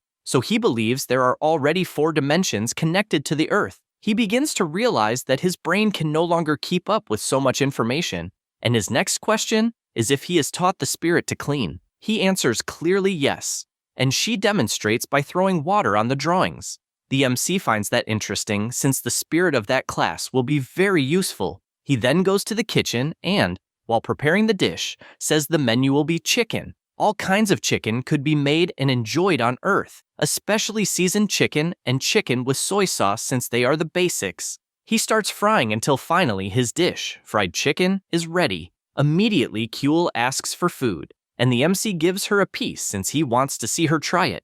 After a few bites, she starts catching Chulho's attention and, with shining eyes, says it is extremely delicious. Khan starts drooling too and runs to grab a piece, but the MC tells him to wait and, with a scary look, says that in that world, there is a way to discover a person's essence while eating chicken together. He doesn't quite understand what that means, and the MC, overflowing with power, asks which part of the chicken he will eat first. He once again doesn't understand where this is going and asks if it makes any difference. He hesitates to answer and picks up a piece in his hand, wanting to know if the essence will be revealed by the piece he chose. However, the MC apologizes, saying it was just a joke, and asks them to eat too, until they see the baby dragon lying down since she ate all the chicken alone and didn't leave any for anyone. Chulho grabs a beer, as it was his accompaniment with chicken, and the 2 toasts since the drink is allowed. Khan starts eating, as he was starving, and is amazed at how easily the MC can debone so cleanly. The 2 keep talking and eating until the baby dragon notices something and sees several fireworks outside the window. The MC reflects that the festival is still happening, and Khan, startled, says that for a moment he thought a war had started. Chulho goes to the window to show the fireworks to Kyul, who is very happy watching them. This makes the MC reflect that the baby dragon has only lived inside the restaurant and believes she is feeling suffocated. Khan says that soon she will be able to go out once she releases her powers. He asks if he will also be able to breathe fire, and Khan answers yes. He finds that interesting since he is eager to see it, and the festival continues in full swing with the fireworks. Meanwhile, Hoon is testing his golems and notices they are very heavy, so they need some adjustments. He finally finishes, and upon leaving, runs into Gabby greeting him for working hard. He approaches, asking if she has really become a grandmother after people called her an old witch. She tells him to shut up, but the boy just walks past saying he needs a shower before eating. Because of this, he asks if she knows an interesting restaurant. Also having heard that Taizhuang retired and Sang-ho must be feeling lonely. She replies that she also heard the old man returned to his hometown, but admits she found it interesting since it was time for him to rest. The boy comments that he would like to have a hometown to return to, and she just stays silent listening to that. Then she asks if he has a new magic stone waiting, and he says yes, since it is a highly condensed power, although not a pure magical power. After saying this, he wonders why she suddenly appeared after leaving the dungeon. Gabby answers yes, and that this dungeon is the type with no monsters, only a mine full of magic stones. And the only problem she found was a strange light that appeared, which is why she feels something strange, as if even rain fell in a place where it is impossible to rain. The treasures taken by the dragons in the past were left under the management of the goblin, and, while the MC fought against the Demon King, many of them were destroyed. Moreover, the dragons avoided him after all the events, and among many treasures he took, one of them was the magical mana detector, and he was glad it worked on Earth as well. He was inside the dungeon observing the awakened and trying to understand if that dungeon was a mana crystal mine, and, if used correctly, it could become a great discovery in a short time. Anyway, he finds it strange, since for the dungeon to have simply collapsed because of the Demon King, the mana detected is excessive. At that moment, he sees a crack and realizes it has started. It becomes more and more intense until it forms like a gate that opens, and several creatures appear from inside it. Immediately, the Lancer Mage orders everyone to enter Formation D, since the giant boars are attacking. He orders the rest of the team to block from outside, since a level 6 boar evolves very well for combat. The Awakened prepare themselves, and soon after, use their blocking techniques. At the same moment, Sang-ho jumps, but is confused since the monsters were defeated without more or less. He knows what it means, and starts shouting that the king is coming, and, as the dungeon boss will appear, the big boars will disappear, and so they must prioritize the wounded. The portal becomes more and more intense, and, when he realizes, the monsters have not disappeared, and to make matters worse, his whole team is being cornered by them. He becomes desperate since he needs to do something, and, if he wants to protect the team members, this Vicente has to choose the rear guard. However, there are team members trapped near the king, and he does not know which is the right choice to protect. He starts trembling since he always has to regret every day until he stops to reflect and hears a voice in his head encouraging him. We disappear instead of the other because the rush doesn't let you cower to run away. However, he also visualizes the old general saying that taking a single step forward in moments like that is what makes someone strong. He regains his courage since he is determined to become a true hero. Because of this, he calls everyone's attention and runs toward the monsters, warning that he will take the lead with all his strength. Immediately, he advances, attacking all the monsters at the same time until he finally spots the boss. He prepares himself since he has reached his mana limit, and there are still many monsters, but he knows he cannot stay still since more giant boars keep coming out of the portal at all times. The whole team is fighting, and now Sang-ho is face to face with the Boar King, who is absurdly giant. He holds his spear firmly and begins to overflow with an absurd energy, saying he will clear the way, and so he throws it with all the strength he has at the moment. The attack was strong enough to explode the creature and leave a trail of destruction along the way. He looks on unbelieving and, when holding the spear again, tries to understand where so much power is coming from his body that it overflows. Immediately, he warns to rescue the wounded, but a team member shouts that another Boar King appeared. He is startled upon hearing this, and once again orders everyone to prepare to defend. The boss lets out a loud roar, and he tries to calm down since they only need to hold out until the association arrives with reinforcements. However, his biggest concern is not knowing how long they can resist.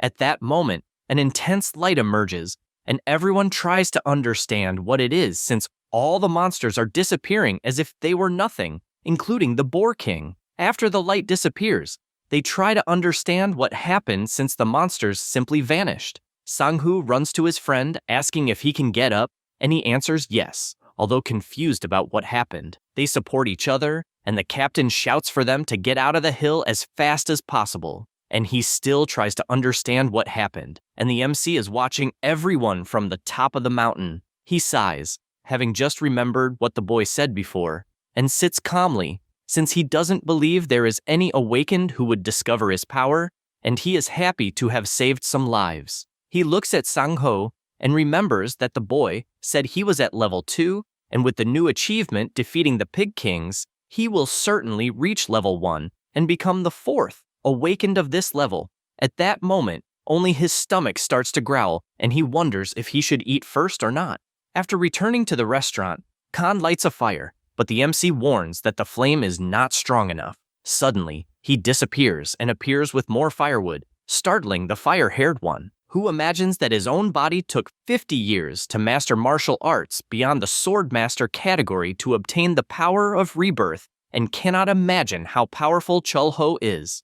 The MC notices his friend is deep in thought and asks what he is thinking about. He feels embarrassed and replies it's nothing until the baby dragon wakes up and, upon noticing the flames, uses her power to summon a water spirit that appears and starts making hand movements and immediately extinguishes the fire, leaving both devastated. After that, the MC says he will fetch more firewood and only then prepares the grilled pork belly king. Khan thanks him for the meal, but the MC adds a piece of wrap and asks him to try it. He eats it without hesitation and shouts that it's tasty. Chulho takes the opportunity to ask if he is still investigating the dungeons, and he answers yes, since all the time outside the restaurant is spent investigating, and asks why. He says he was in the magical stone mine dungeon when a giant herd of pigs appeared, and they were combat type, meaning the pigs are evolving to adapt to the ecosystem. These monsters grew aggressively in just a few days, although not enough to compare with those from the other world. He concludes that when the portal to the other dimension opened,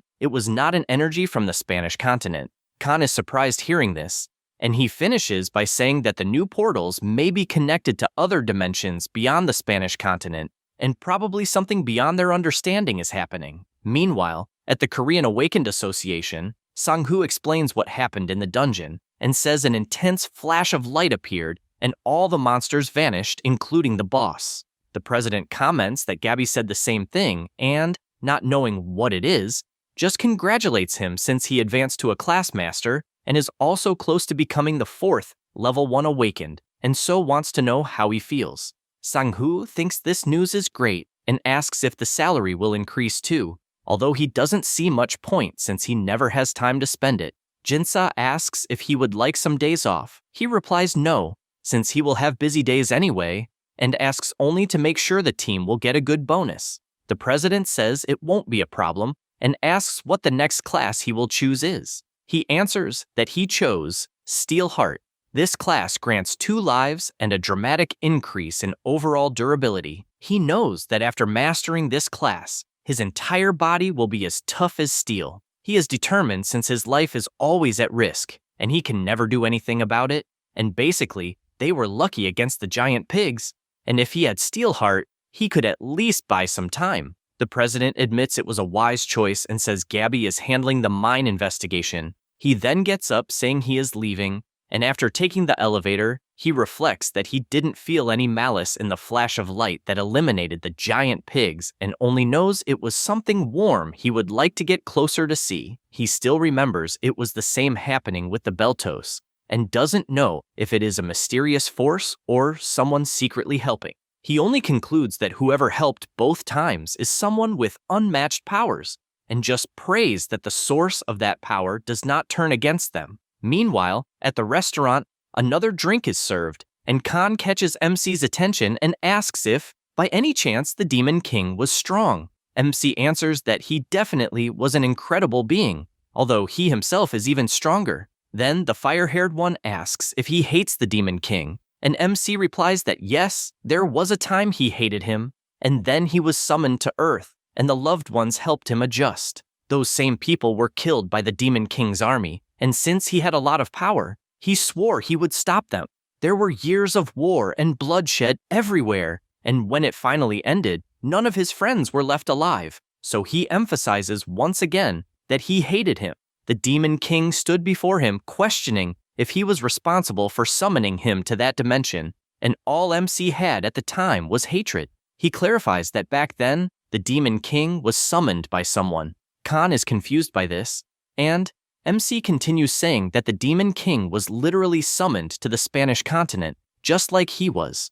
Khan doesn't know how it's possible to summon the Demon King himself, and asks how he returned to Earth. MC is silent for a moment, and says that for 10 years, he searched various worlds, and over time started to feel desperate until a huge rift appeared in front of him, and he saw countless buildings. He concludes that he arrived home through that rift and asks if Khan believes the story. Without thinking twice, the fire-haired one replies that yes, he definitely believes everything, and also thinks MC went through a lot. MC smiles since he really did, and they toast to their hatred for the Demon King. While they drink, Chul-ho can only think that for a time he hated the Demon King, but at the same time feels sorry for him since he was also cast into a strange world and was unbearably lonely. In his memories, he had his eye closed and tried to wake his friend at any cost, but unfortunately the result of the war is countless deaths. He only shouted because it never ended,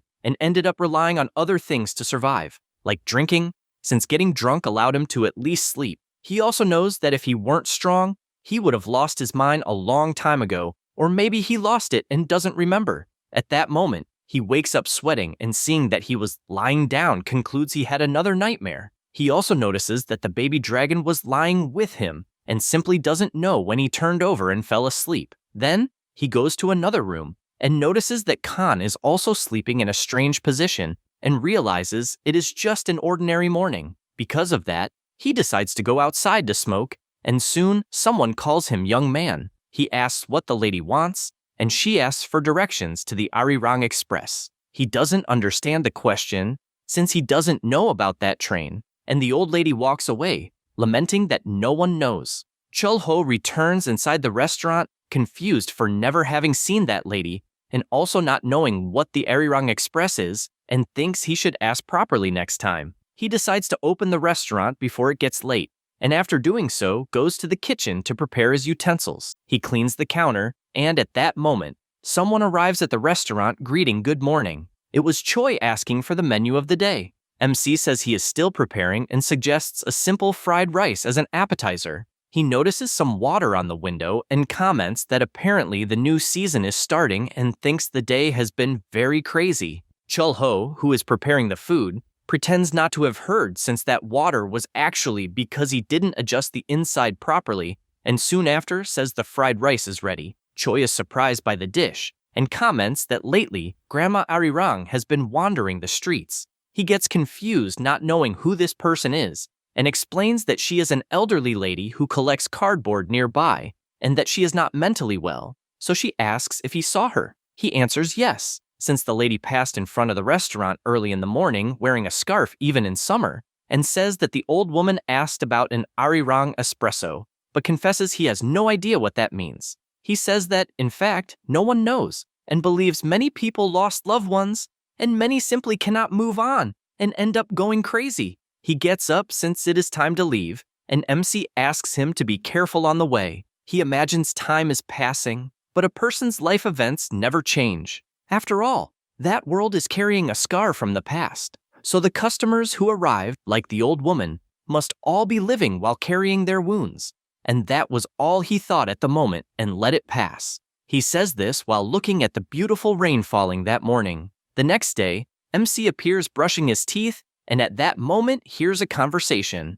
Upon leaving the bathroom, he sees Khan excited since the baby dragon was a little different. She starts to glow intensely until she changes form, but it is a strange form that makes both Firehair and MC realize it failed. He asks if there is a way to polymorph as well, and Firehair answers that yes, it is difficult the first time. Chul-ho thinks if he should dress the baby dragon's new form and decides to test it, but realizes she is very big, and when she fully polymorphs, she will be about 5 years old. He almost gives up, and another glow starts to appear on her, and her body begins to change until she grows arms and legs as if she were really a child. MC is surprised since the new little girl is even running, but she loses balance, and he catches her, making the little girl happy to see the attention MC is giving her. Khan gets jealous, picks her up, and happily says that although it is early to walk outside, at least she managed to polymorph. Chulho starts to get up since he must prepare some food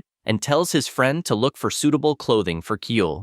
Meanwhile, outside it is raining heavily, and MC goes out with an umbrella thinking that some flank steak was left over and that he will make sweet and sour pork. After arriving in front of the restaurant, he notices someone nearby and realizes it is the lady. She greets him and asks if she can stay there for a moment since it is raining heavily. He replies that there is no problem and even invites her to have some tea. He starts to find it strange since the lady did not use the dialects from before, and she notices he is paying close attention. Without hesitation, MC hands her his umbrella, asking at least to use it, and she thanks him and says she will return it, besides asking if they also sell jangmyeon. He is confused by this request and says he does not have the ingredients, but will check. Because of this, he enters the restaurant, but sees the lady leaving in the middle of the rain and finds it all very strange.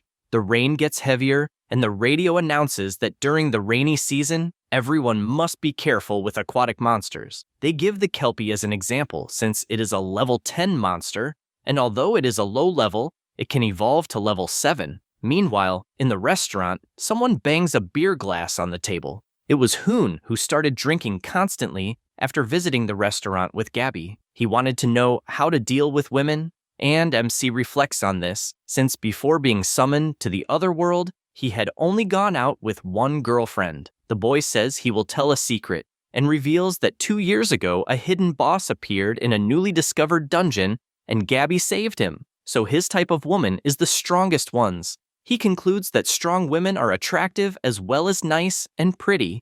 MC says he understands and reflects that he was the same way since he only looked for stronger, softer, and prettier. Thinking about it makes him a little downcast, and Hoon goes back to saying that, unfortunately, the passion is one-sided, and since the girl is very sharp and almost crying, he says he likes women who treat him harshly. But on the other hand, Gabby hates guys like him, and so, if he clings one day, it will be his death. Because of this, he breaks down crying, and, knowing that the ideal type of guy for that girl is Sang-hoo, and not understanding since the two are always fighting, Chulho just thinks that indeed the Lancer Mage is really quite friendly. The boy ends by saying it is another secret matter, and MC says it's no problem since he won't tell anyone. He thanks and asks for another beer, while the radio announces that heavy rains will stop the work on the Tomb of Rest, and so visitors should avoid it for a while. The two fall silent, and MC questions what Tomb of Rest was mentioned on the radio.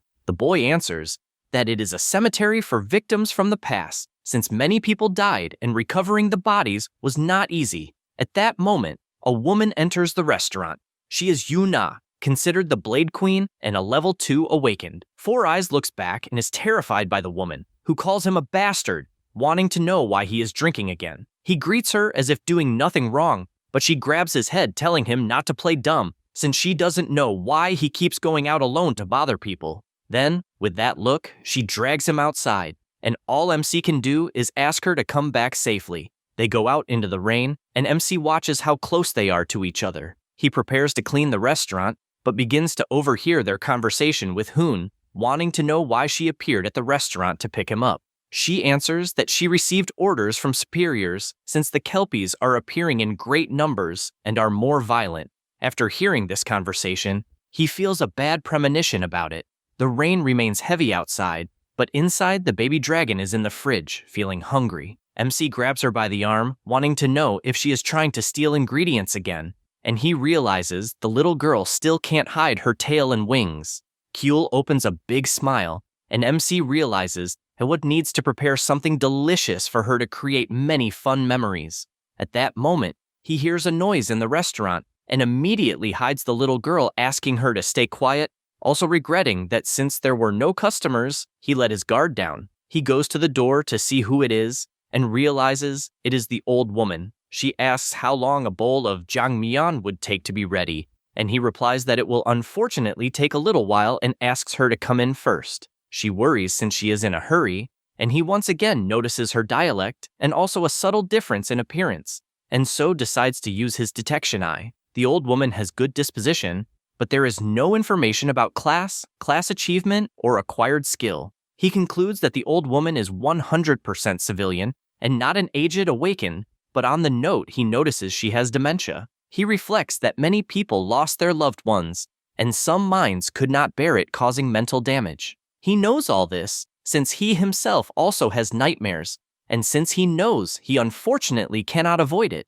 he can only repay with good food. Once again, the old woman says, "My God," since before her was Kyul all cute, but her tail was exposed, leaving the old woman scared as she was processing what she saw in front of her, and all MC does is sweat cold, not believing what is happening. The two stare at each other, and after the old woman questions what she is seeing, Chulho says, "It is just a child." Immediately, the old woman takes the baby dragon in her arms, calling her cute and saying she looks like her little dog. Kyul says her name, and this fascinates the old woman even more, since the little girl can speak from a young age. At that moment, Khan appears terrified, not understanding why his little sister is with a human. MC says everything is fine, and just asks that no other customers enter. Then, he wonders if he should make some jajangmyeon, as the lady asked, and remembers that in the past it was a common dish that could be found anywhere, but in those hard times the ingredients are almost impossible to find. He knows that at first he must identify the Japanese style and the Chinese style,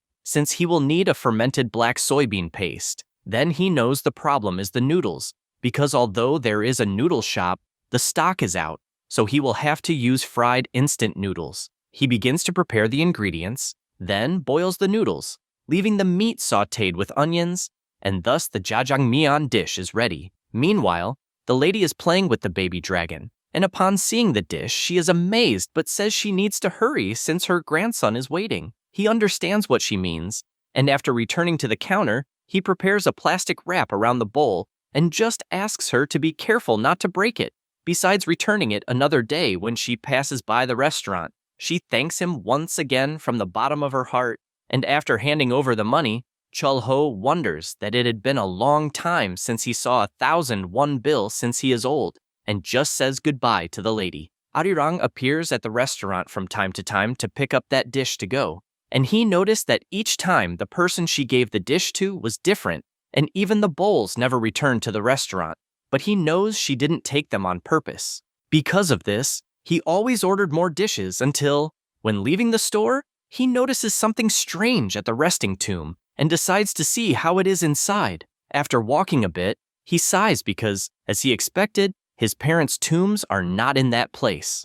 At that moment, he hears someone calling Arirang's attention, and she questions why she is being stopped, and all she asked was to give food to her grandson and husband. The security guard asks her to be serious since the place is a cemetery and points to the countless bowls on top of the grave, and he asks her not to bring food to the place as it would attract insects, besides asking her not to sleep there as she might catch a cold. He warns once more to remove the bowls or he will do it himself. The MC listens from afar and can't believe she lives in that place in a tent. Also, there is a photo of her husband and her grandson, and the old lady sighs and goes toward the picture and, after taking it, opens a huge smile. The MC thinks that a person does not smile only when happy, but also when it is very hard not to cry. He knows people end up smiling since he himself smiled often in his past, and it became a habit. At night, the rain returns, and Chulho is at the window with Kyul, having fun watching the rain. The MC tells his friend that soon he will need to buy clothes for the baby dragon, and asks him not to open the window because it is raining heavily. He almost gives up but runs out, because Kyul suddenly was opening the window. The MC comments that indeed it is a blue dragon for liking rain so much. At that moment, the radio announces for everyone to be careful with the kelpies due to heavy rains. They keep announcing this alert all the time. He hears it and says he is leaving. So, even though it is raining, he goes to the balcony since he has a bad feeling and flies away at full speed. While flying over the city, he can only think about his strange feeling. Meanwhile, the old lady finds herself in front of the train station and wonders where she is, and sees that the boarding for Gondojak is right ahead. She sees the train approaching until it stops beside her. The door opens, and she is confused to see a man with a hat calling her to go. She smiles, thinking the man is handsome, but says he cannot hide the village smell. At that moment, a little boy appears, and she is happy to see her grandson once again. But when she looks back at her husband, she is startled because she simply can no longer remember his face as her memories began to fade and the world became blurry like a blurred photograph. She feels sad for not being able to remember and sees herself in a black and white world. At that moment, a monster approaches and enters the cabin where she was sleeping. The Kelpie approaches and opens its huge mouth to devour her, but with a single punch, the MC completely explodes the monster. He does this imagining predicting the certain and the worst, and seeing the broken bowls, he is happy to have arrived in time. At that moment, Chulho hears some screams calling for Arirang, and because of that, he moves at high speed going to the sky. The security guard is left confused since he did see a Kelpies. The spear mage approaches, and, after taking a mana stone in his hand, confirms that there are indeed traces of monsters in that cemetery, and, seeing the size of the puddle formed on the ground, he believes the monster was giant. He tries to understand if it is the unknown force helping once again, and without thinking twice, he orders to move the lady to the association since more monsters could be around. She mounts on the guard's back, thinking all the time about her deceased husband. In her mind, she could visualize the portrait, but could not see the face of her husband or her grandson in any way. At night, the MC is preparing some dishes until Arirang appears in the restaurant. She says she has new dishes since the old ones broke and also apologizes for all the trouble she caused. He tells her not to worry and soon notices that she is wearing new clothes and so asks if by any chance she is going somewhere. She answers yes, and he becomes thoughtful about it, asking her to have a meal before the commitment. Chulho begins washing the dishes and asks if jjajangmyeon would be an appropriate meal. She responds that it's great. He imagines he has enough ingredients for the noodles since he will use instant noodles as last time, and after having an idea asks if she is in a hurry. The lady says no, and so he asks her please to wait a bit. Immediately he starts kneading the dough and imagines that to make hand-pulled noodles a long aging period is necessary. However, he cannot go that far. He knows it will be like kalguksu noodles and will have a better texture than fried noodles. After finishing, he brings the bowl to her, who is impressed to see the beautiful dish in front of her. For a moment, she is speechless and begins to tell that she was once a farmer and lived a busy life. Her husband was a good person and always used the city dialect, so she learned it in such a way that it became her regional speech. Besides that, once a week, she would go with her husband and grandson for a walk to eat jjajangmyeon in the city. She is happy with these memories and says that whenever she saw her grandson eating, they were happy just watching, and she laments that she can no longer remember the faces of both her husband and grandson as they seem blurred in her memory. And even though she doesn't want to forget, she keeps forgetting and confesses to being scared. Suddenly, Kyul appears shouting at high speed, runs to the lady calling her grandma. She asks for permission, requesting some jjajangmyeon for the child as well, and he is happy hearing this, saying he will prepare it immediately and soon after brings another dish. The baby dragon asks her grandmother to eat. She takes the chopsticks but stands still looking at the dish. Kyul asks why she is not eating, and with her mouth full of food says it's delicious. The lady is surprised seeing this and confesses that indeed the dish is wonderful. After both eat, she goes to the MC and asks for the bill. He asks if she is leaving already, and she confirms since it is time for her train to pass. He says he understands and tells her the dish is on the house. She doesn't understand what that means, and he explains that the restaurant always offers free meals for those who are leaving on a trip.